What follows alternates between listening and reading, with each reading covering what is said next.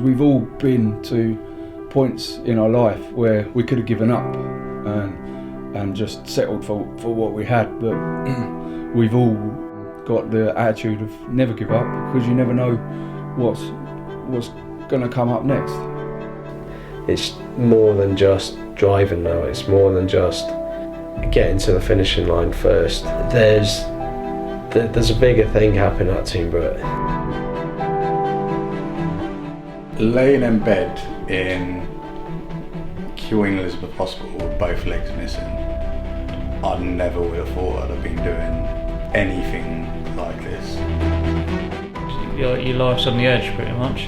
Whether you're out on patrol or you're in the car, it's still going to hurt if it goes wrong. So it's what you live for, it's what I love. So if you've got a choice now, it says that you can be a passenger the rest of your life, or you can get the driver's seat of your life and take your life where you want to take it.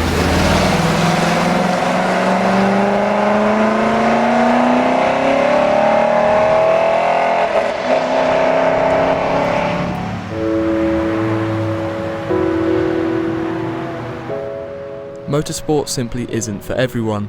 To many, driving cars around a track lap after lap may seem like a very expensive waste of time. But for those who are passionate about the sport, racing is far more than that. It's the pursuit of speed, the breaking of boundaries, and the teamwork that make it so engaging. And for the drivers at Team BRIT, racing is genuinely life-changing. Most of them are injured military veterans who are using it as a tool for rehabilitation and recovery. The team uses specially adapted hand controls to accommodate various disabilities.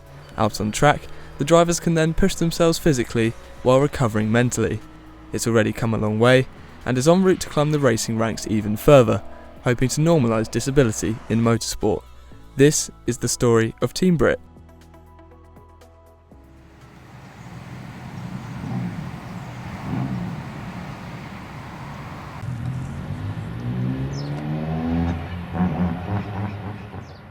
After finishing its first full season racing VW Fun Cup cars, the team is now putting the hours in during the off-season.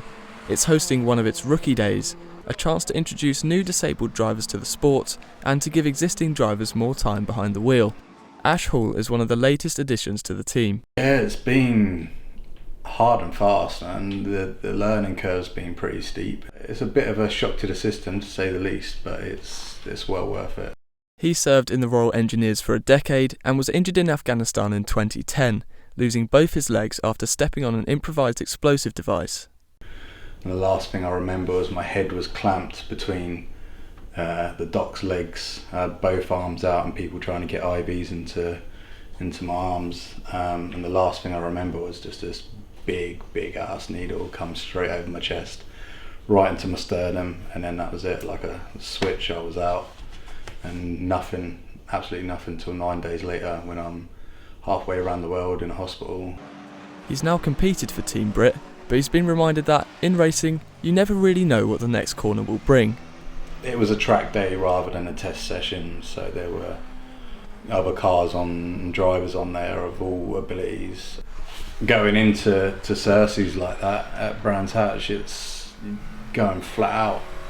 There's not a lot of room, not a lot of space to brake, and it was in the mid of the turn. Ended up losing the back end of it, and once it hits wet grass, and it's just straight off.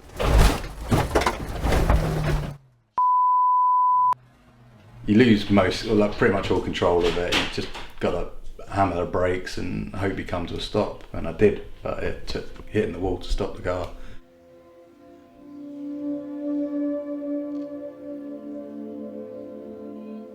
That was a bit of a shock. That was upsetting as well. Like, obviously, the thing about endurance racing is you share the car. So if I go messing up the car, then not only does it affect me, but then it also affects the rest of my teammates. You know, everyone's travelled from all over the country to get to that one place, and when you go being a bit overzealous like that and messing it up for everyone, it's puts a downer on the team. But I mean, it's something we got to get used to because we have got to work as a team.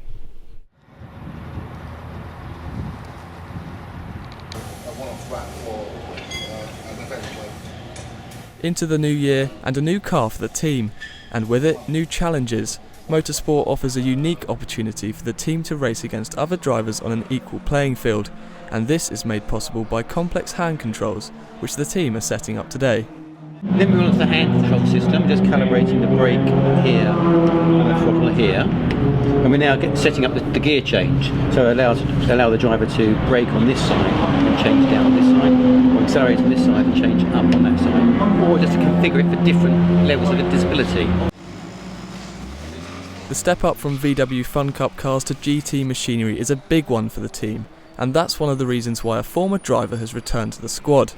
Martin Compton had been part of the original driver lineup when the team was formed in 2015, but has since taken time out to undergo further surgery after he sustained life-changing injuries when his patrol was ambushed in Afghanistan.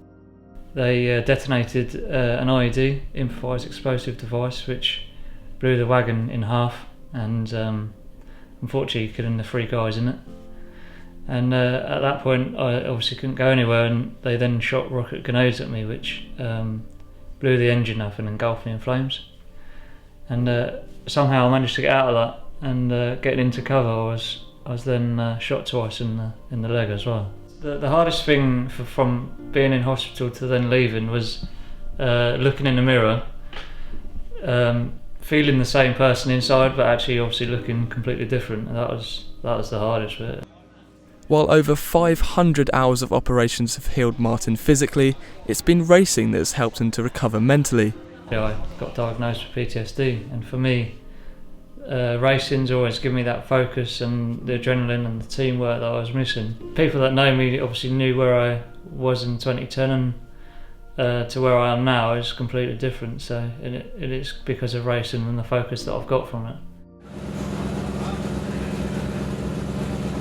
One of the things I never really expected or even thought about was the psychological benefits of motorsport and the impact that it has.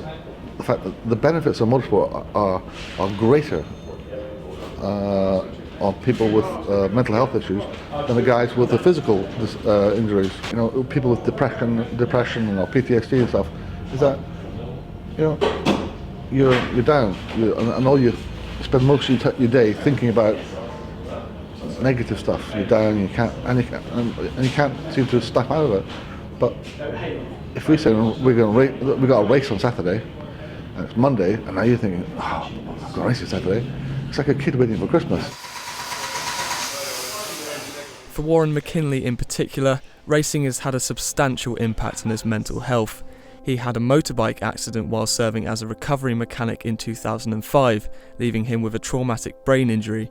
He was later diagnosed with Cotard syndrome, also known as walking corpse syndrome, a rare condition which caused Warren to believe that he was dead. It's hard to describe it, because when I talk about Cotard syndrome, it just brings back the feelings I had when I was suffering from it, and it's just a feeling of nothing, of just like emptiness. The thing with having a head injury, a brain injury, is you kind of never recover from it.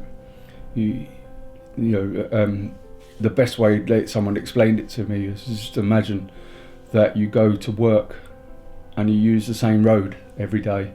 You leave at the same time every day, and you get there at the same time every day. And then one day you leave and you get to a bridge and the bridge is blown up. It's never going to be replaced. You still got to leave for work at the same time, and you still got to get there at the same time, but you've got to find a new route.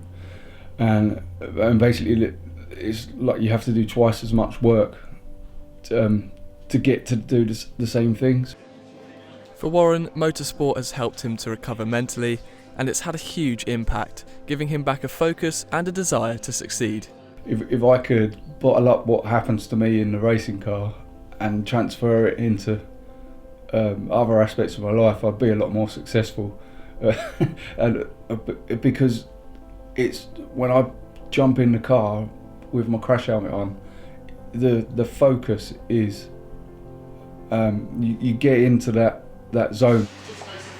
And racing hasn't just given these drivers a focus again, it's given them back an identity. something Tony Williams felt he had lost after he survived 2 grenade blasts and was then shot 6 times while serving as an army medic in Afghanistan.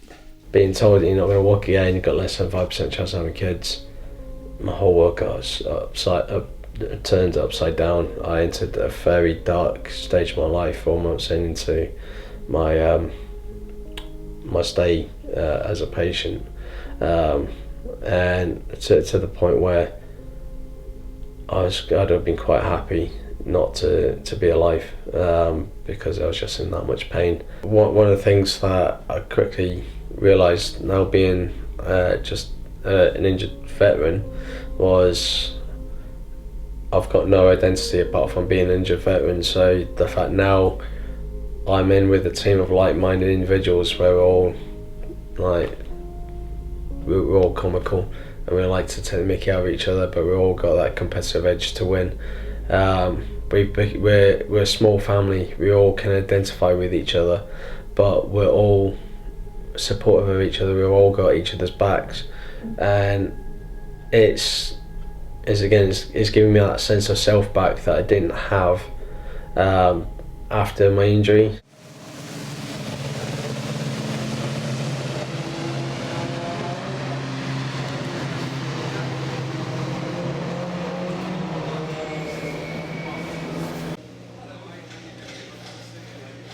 Today is a particularly exciting day for the team. Although conditions are far from ideal, it's the first time that Damon Hill, a former F1 world champion and a patron of the team, is trying out its hand controls.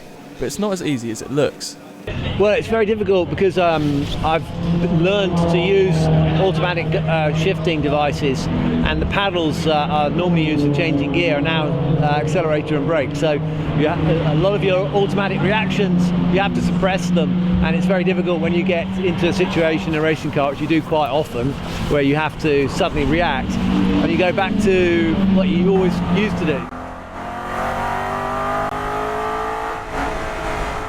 I think it's a great endeavour, and I think that anything I can do to put the spotlight on what they're doing, it's not about me obviously, but I'm fully supportive and admiring of their dedication, and Dave, who's put the team together, is determined to make it stand on its own 2 feet and not be simply an organisation that is asking for help. They want to show what they can do and contribute and compete on their own terms. Competing on their own terms is a key element of Team BRIT, and Motorsport provides a platform like no other, where all drivers can race equally regardless of any physical or mental disabilities. I can't imagine what other people think like in a garage, and like you say, when you're out on the track you're on an equal playing field. People don't see that not having any legs, they just see a Team BRIT car go past. And then when you pull into the pits and you get out and they get out in the pits next to you and they're like, oh, what the, and you're like, yeah, well, it's not about what you've got, it's about how you use it. The team is no longer strictly ex-military personnel, it's now accepting drivers of all backgrounds, aiming to make motorsport more accessible for the disabled community in the process. Yeah, so I was born with my disability. I've got a congenital defect to my right lower limb. I kind of went to normal mainstream schools, took part in all sports. I played hockey, football, cricket, rugby, and now I've just finished my kind of 23-year playing career of rugby. So yeah, it's kind of never really held me back really. Obviously the only civilian in the team at the moment. The team's opened the doors to other civilian drivers. But yeah, I definitely think my kind of rugby playing career has helped me kind of interact with the army guys. They give me a little bit of abuse, but they get it straight back. We're the first team to kind of do this, and we're the first team with this kind of technology. But now that we've kind of developed it, there's nothing to say that other teams can't go out there and develop their cars so that other disabled people from other walks of life, and not to say that they can't get in and do that as well.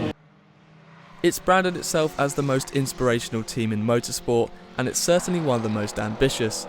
The squad has its sights set on reaching the greatest endurance race in the world, the iconic Le Mans 24 Hours, by 2020, aiming to become the first ever all-disabled team to race at the historic event. When I first joined, I didn't really the team were a very long way away from that goal, and it was more of a dream then. I think a lofty ambition. But when the day comes, and if I'm part of the team to put a car on the grid and the start of the Le Mans 24-hour race, it'd be the best day of my life. It really will. The team's come a long way, and it's well aware it still has many obstacles to conquer further down the road. But its members are no strangers to overcoming adversity, and many of them can take comfort in the fact that they truly have endured the worst that life can throw at them. They have an incredibly positive outlook on life, a very fitting characteristic in keeping with the team's ethos of believe and achieve. Not everybody with a disability is a charity case, and this is what we want to emphasise, that even though you have a disability, you don't have to be labelled or pigeonholed into certain categories. You can go out and race and live a normal life. And if you want to live a normal life, just because you've got a disability doesn't stop you doing that. Some people like to play darts, some people like to play football, some people like to collect stamps. Other people are adrenaline junkies and they love pushing themselves. So motorsport isn't for everybody, but there are some people who just love that buzz. I'm always the fortunate one. I've obviously met the families of the guys that were lost, and those guys aren't coming back, and I can do the stuff that I do now because I'm still here. So yeah, definitely I live every day as it comes. I kind of pinch myself now thinking it's too much like a Hollywood script. I'm very proud of it. I'm always humbled to the fact that two friends of mine died that day. But it's not just my life. I'm living it for now. I feel like I've got now a sense of I've got a role to play again, where if I can just inspire one person to get off the couch, just to go and change their life to make it better, whether they've got a physical, mental injury or sickness, or anything that's just holding them back. So if we can inspire now a greater community, as well as push ourselves to 2020, we'd have done even better than just entering a race.